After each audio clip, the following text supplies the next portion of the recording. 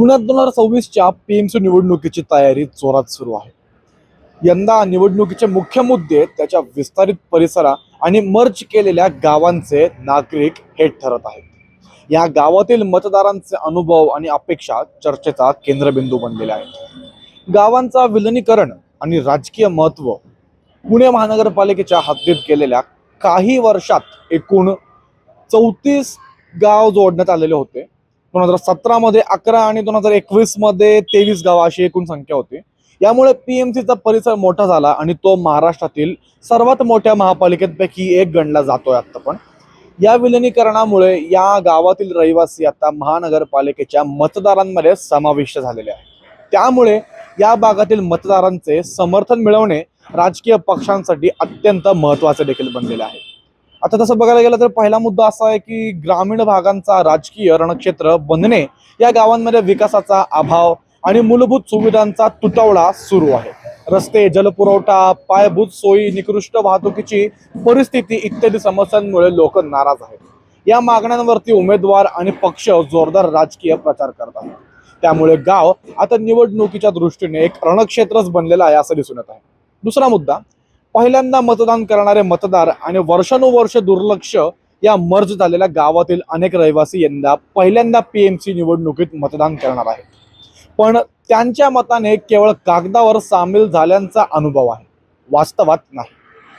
त्यांना अनेक मूलभूत सुविधाच मिळालेल्या नाही, तरीही त्यांचा भाग महापालिकेत समाविष्ट झालेला आहे.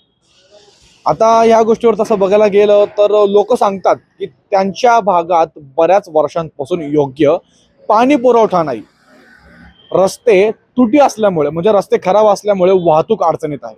सीवेज म्हणा, ड्रेनेज किंवा ट्रॅफिक लाईट्स यासारख्या मूलभूत सुविधांचा देखील त्या परिसरामध्ये, म्हणजेच आता एकूण ज्या सामील झालेले गाव आहेत त्याच्यामध्ये अभाव आहे.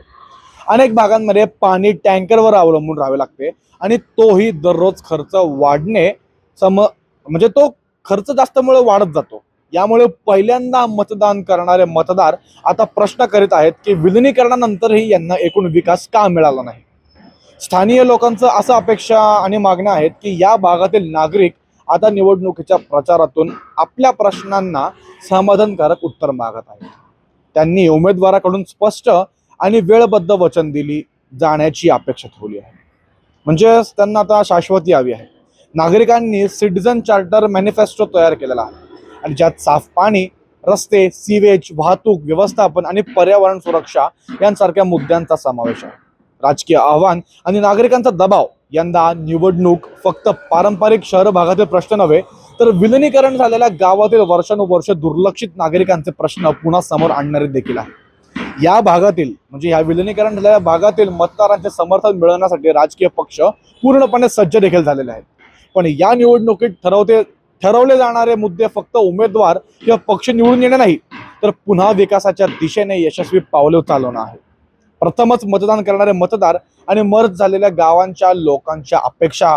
यामुळे पीएमसी निवडणूक 2026 सामाजिक आणि प्रशासनिक दृष्ट्याने ऐतिहासिक बनत आहे. आता या भागामधनं जो कोणी उमेदवार निवडून येणार आहे त्याला एक कसोटीचा काळच म्हणता येईल. कारण की हा भाग वर्षानुवर्ष दुर्लक्षित होता आणि अचानकपणे आता एक उमेदवार येणार आहे किंवा अचानकपणे त्याचे नगरसेवक नेमला गेल्यानंतर त्याच्यावरही किती लोड असणार आहे, या सर्व गोष्टीकडे सर्वच नागरिकांचं लक्ष आहे. आता या गोष्टीवर तुम्हाला काय वाटतंय आम्हाला कमेंटच्या माध्यमातून सांगायला विसरू नका आणि पाहत राहा न्यूज डॉट्स.